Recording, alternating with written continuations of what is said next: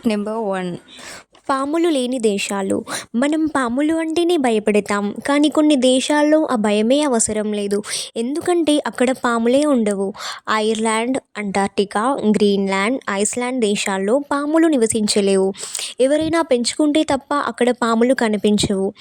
ఎవరైనా పాముల్ని పెంచుకోవాలి అనుకున్నా కూడా అక్కడ గవర్నమెంట్ నుండి పర్మిషన్ తీసుకోవాలి.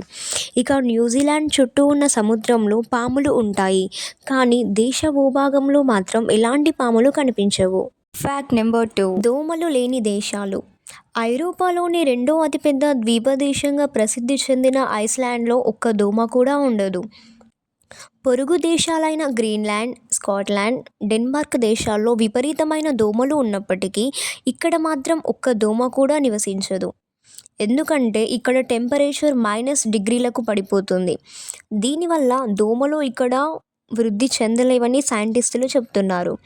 ఈ ద్వీపంలో వాటర్, ల్యాండ్, ఎన్విరాన్మెంటల్ ఫ్యాక్టర్స్ వీటి మనుగడకు సహకరించవు. అంటార్క్టికాలోనూ కూడా దోమలు ఉండవు. Fact number 3. సముద్రపు నీరు ఉప్పుగా ఎందుకు ఉంటుంది? ఈ భూమిపైన 70% వరకు నీరు ఉంది. మిగతా 30%లోనే మన కాంటినెంట్స్ ఉన్నాయి. అయితే సముద్రంలోని నీరు ఎందుకు ఉప్పుగా ఉంటుందనే ప్రశ్న మన అందరి మదిలో మెదులుతూ ఉంది. సముద్రంలోకి వర్షం నదుల ద్వారా వస్తుంది. వర్షం నీళ్లు రాళ్లపై పడినప్పుడు అయాన్ల చర్యకు కారణమవుతుంది. ఆ అయాన్లు నదుల ద్వారా సముద్రంలో కలుస్తాయి. వాటికి కార్బన్ డయాక్సైడ్ తోడవడంతో సముద్రం నీరు ఉప్పుగా ఉంటుంది.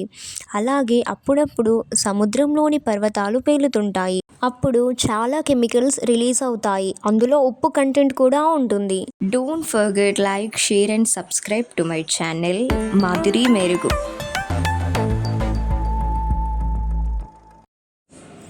నా వీడియోస్ లాస్ట్ వరకు చూసి అనుకుంటున్నా. థ్యాంక్ యూ ఎవ్రీవన్ చూసినందుకు.